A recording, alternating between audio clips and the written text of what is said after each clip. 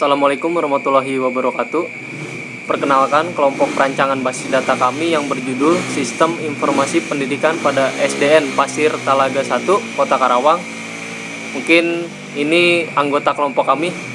Saya sendiri Fana Septiana, dengan samping saya Raffi, ada belakangnya Kasmuri, di sampingnya ada saudari Ria. Oke, langsung saja kita mulai presentasikan hasil perancangan basis data yang kami buat.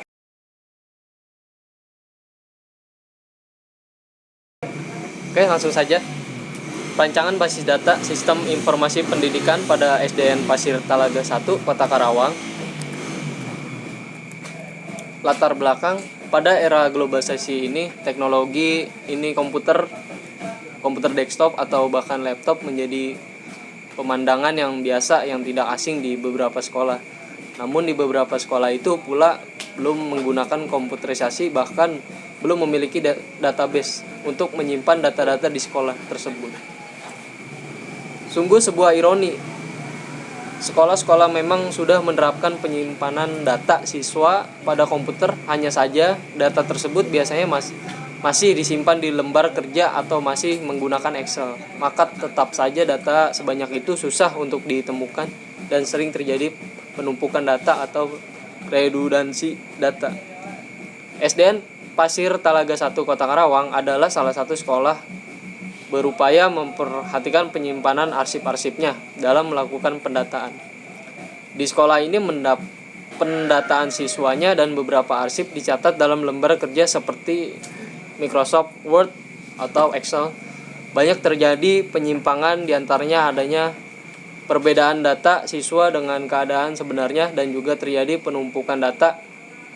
Ketika data-data itu coba untuk diretrieve atau dicari, umumnya sulit sekali untuk ditemukan karena penyimpanan dalam Excel selalu pada lembar kerja yang berada di dalam suatu file. Rumusan masalah. Berdasarkan latar belakang di atas, penulis dapat merumuskan permasalahan sebagai berikut. Bagaimana merancang database sistem informasi pendidikan pada SDN Pasir Talaga 1 Karawang sehingga menghasilkan informasi yang tepat, akurat, dan relevan. Batasan masalah. Dengan memperhatikan permasalahan yang ada, agar penulis tidak menyimpang dari tujuan penelitian yang meluasnya pembahasan, maka guna memudahkan pembahasan dalam penulisan laporan tugas akhir ini. Pembatasan masalah dalam hal ini dibatasi pada proses pendataan, meliputi pendataan siswa, pendataan guru, pendataan kelas, dan data nilai siswa. Dan software yang digunakan adalah MySQL. Tujuannya, adapun yang ingin dicapai penulis dalam pembuatan tugas akhir ini, yaitu menghasilkan rancangan database sistem informasi pendidikan pada SDN Pasir Talaga 1 yang mampu memberikan informasi data siswa, guru, kelas, jadwal, nilai dengan cepat, akurat, dan relevan. Baik, di sini saya akan menjelaskan tentang landasan teori. Selanjutnya, di dalam database tersebut, data merupakan fakta mengenai suatu objek seperti manusia, benda, peristiwa, konsep, keadaan, dan sebagainya. Di dalam bentuk angka, karakter, atau simbol, sehingga bila data dikumpulkan dan saling berhubungan maka dikenal dengan istilah basis data. Sistem basis data adalah sistem yang terdiri atas kumpulan file yang saling berhubungan dan sekumpulan program yang memungkinkan beberapa pemakai dan pemrogram lain untuk mengakses dan memanipulasi file-file tersebut. Di sini ada abstrak datanya. Salah satu tujuan dari DBMS adalah untuk menyediakan fasilitas antarmuka dalam melihat atau menikmati data yang lebih ramah kepada pemakai. Untuk itu, sistem tersebut akan menyembunyikan detail tentang bagaimana data disimpan dan dipelihara. Abstraksi data merupakan tingkat level dalam bagaimana melihat data dalam sebuah sistem basis data. Pembahasan. Di sini ada 6 tahapan perancangan basis data. Yang pertama ada pengumpulan data dan analisis. Ini merupakan suatu tahap di mana kita melakukan proses identifikasi, dan analisa kebutuhan data, dan ini disebut pengumpulan data dan analisa. Untuk menentukan kebutuhan suatu sistem database, kita harus mengenal terlebih dahulu bagian-bagian lain dari sistem informasi yang akan berinteraksi dengan sistem database, termasuk para user yang ada dan para user yang baru beserta aplikasi-aplikasinya. Kebutuhan dari para user dan aplikasi-aplikasi inilah yang kemudian dikumpulkan dan dianalisa. Kedua, ada perancangan database secara konseptual. Pada tahap ini akan dihasilkan konseptual skema untuk database yang tergantung pada sebuah DBMS yang spesifik. Sering menggunakan sebuah high level data model seperti IR atau IIR atau ER atau EER model selama tahap ini. Dalam konseptual skema, kita harus mencari aplikasi-aplikasi database yang diketahui dan transaksi-transaksi yang mungkin. Ketiga, ada pemilihan DBMS. Pemilihan database ditentukan oleh beberapa faktor, diantaranya faktor teknik, ekonomi, dan politik organisasi. Keberadaan DBMS dalam menjalankan tugasnya seperti jenis-jenis DBMS, relasional, network, hierarkikal, dan lain-lain. Struktur penyimpanan dan jalur akses yang mendukung DBMS, pemakai, dan lain-lain. Untuk yang keempat, perancangan database secara logika. Tahap selanjutnya adalah membuat sebuah skema konseptual dan skema eksternal pada model data dari DBMS yang terpilih. Tahap ini dilakukan oleh pemetaan skema konseptual dan skema eksternal yang dihasilkan pada tahap 2. Pada tahap ini, skema konseptual ditransformasikan dari model data tingkat tinggi yang digunakan pada tahap 2 ke dalam model data DBMS yang dipilih pada tahap 3. Lalu ada perancangan database secara fisik. Perancangan database secara fisik merupakan proses pemilihan struktur-struktur penyimpanan dan jalur-jalur akses pada file-file database untuk mencapai penampilan yang terbaik pada bermacam-macam aplikasi. Selama fase ini dirancang spesifikasi untuk database yang disimpan yang berhubungan dengan struktur-struktur penyimpanan fisik. Penempatan rekor dan jalur akses berhubungan dengan internal skema pada istilah 3 level arsitektur DBMS.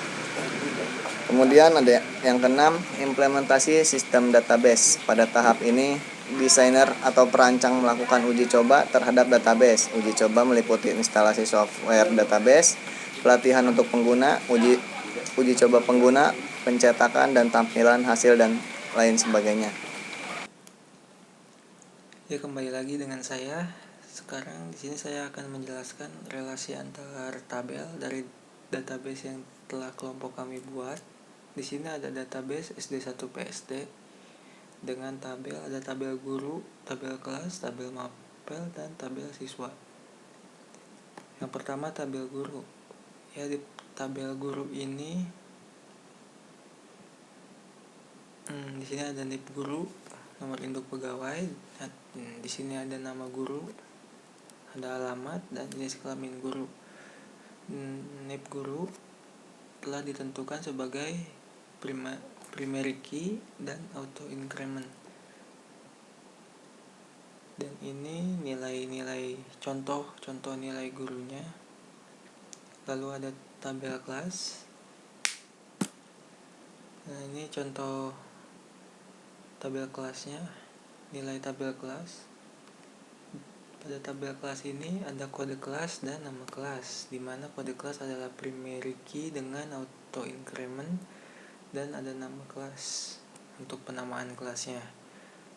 Lalu ada tabel mapel.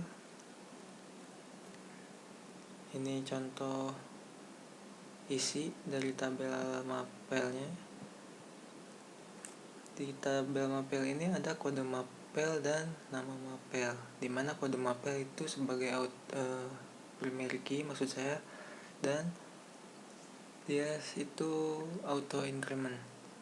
Lalu ada tabel siswa. Ini tabel yang terakhir. Ini nomor induk siswa, nama siswa, jenis kelaminnya, dan ini contoh isi dari tabel siswa. Di tabel siswa ini ada nomor induk, nama siswa dan jenis kelamin siswa, nomor induk sebagai primary key dan auto increment. Oke, sekarang saya akan menjelaskan relasi antar tabelnya. Ini ada gambar IRD. Di sini ada tabel siswa, tabel guru, tabel kelas, dan tabel mapel, sama seperti database yang tadi yang sudah kita buat.